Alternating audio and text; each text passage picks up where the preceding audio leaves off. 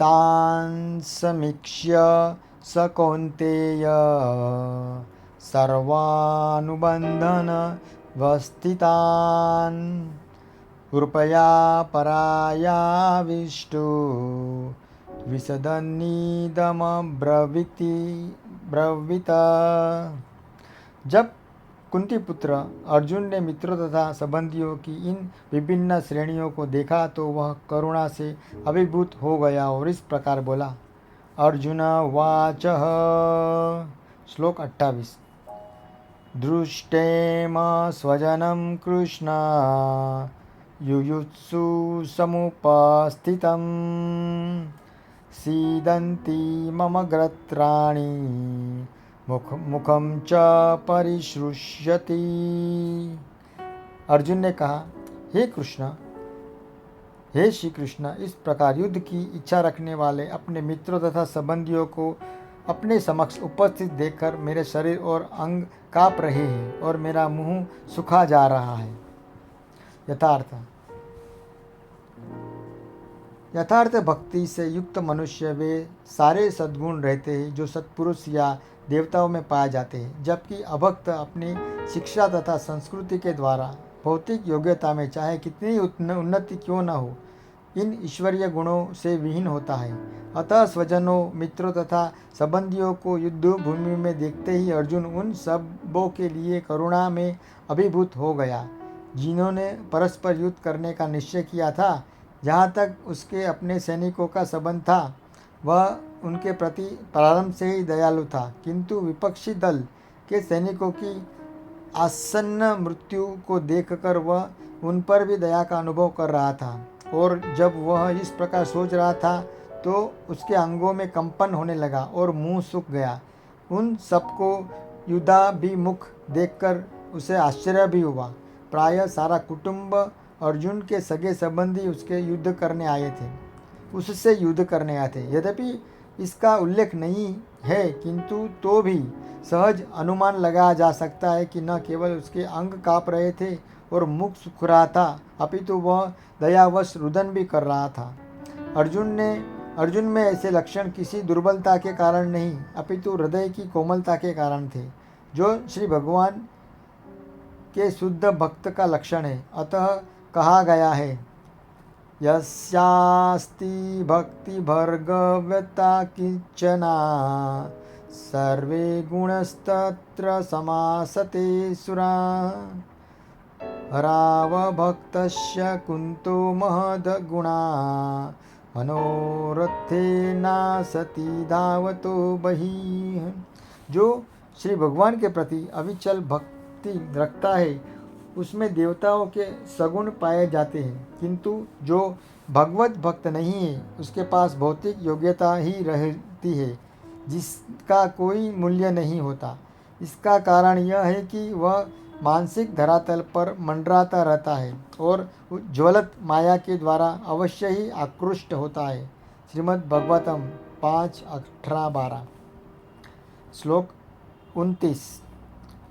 वेपथुश्च शरीरे में रोमहर्षश्च जायते गाण्डीवशस्त्रस्ते हस्ता त्वकच्चेय परिदृहते। मेरा सारा शरीर काँप रहा है, मेरे रोंगटे खड़े हो रहे हैं, मेरा गांडीव धनुष्य मेरे हाथ से सरक रहा है और मेरी त्वचा जल रही है। तात्पर्य: शरीर में दो प्रकार का कंपन होता है और रोंगटे भी दो प्रकार से खड़े होते हैं। ऐसा या तो आध्यात्मिक परमानंद के समय या भौतिक परिस्थितियों में अत्यधिक भय उत्पन्न होने पर होता है। दिव्य साक्षात्कार में कोई भय नहीं होता। इस अवस्था में अर्जुन को जो लक्षण है वे भौतिक भय अर्थात जीवन की हानि के कारण है। अन्य लक्षणों से भी यह स्पष्ट है कि वह इतना अधीर हो गया है कि उसका विख्यात धनुष्य गांडीव उसके हाथों से सरक रहा था और उसकी त्वचा में जलन उत्पन्न हो रही थी। ये सब लक्षण देहात्म बुद्धि से जन्य है। श्लोक 30। न च शंकोस्म वस्तासु भ्रमतीत च मे मनः निमित्तानि भूतानि च पश्यामि विपरीतानि केशव। मैं यहाँ अब और अधिक खड़ा रहने में असमर्थ हूँ। मैं अपने को भूल रहा हूँ और मेरा सिर चकरा रहा है। हे कृष्ण, हे श्री कृष्ण, मुझे तो केवल अमंगल के कारण दिख रहे हैं।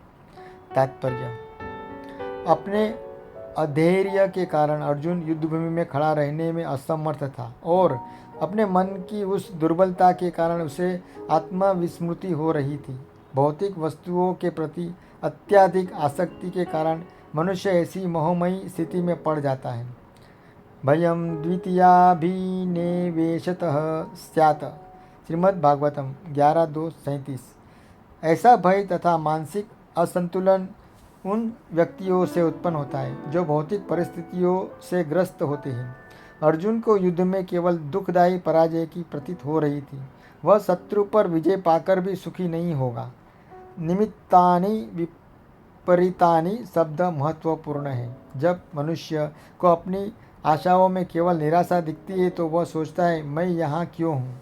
प्रत्येक प्राणी अपने में तथा अपने स्वार्थ में रुचि रखता है, किसी भी परमात्मा में रुचि नहीं होती। श्री कृष्ण की इच्छा से अर्जुन अपने स्वार्थ के प्रति अज्ञान दिख रहा है। मनुष्य का वास्तविक स्वार्थ तो विष्णु या श्री कृष्ण में निहित है।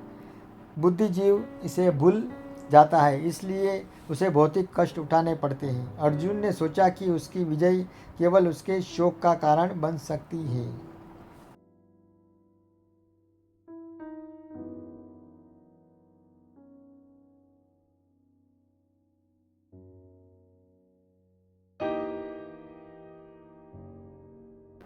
न कांचेय विजयं कृष्ण न च राज्यं सुखानि च।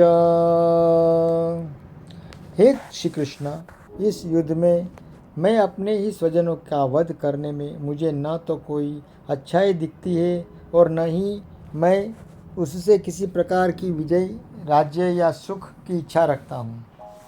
तात्पर्य: यह जाने बिना कि मनुष्य का स्वार्थ श्री विष्णु या श्री कृष्ण में है, सारे बुद्ध जीव शारीरिक संबंधों के प्रति यह सोचकर आकर्षित होते हैं कि वे ऐसे परिस्थितियों में प्रसन्न रहेंगे।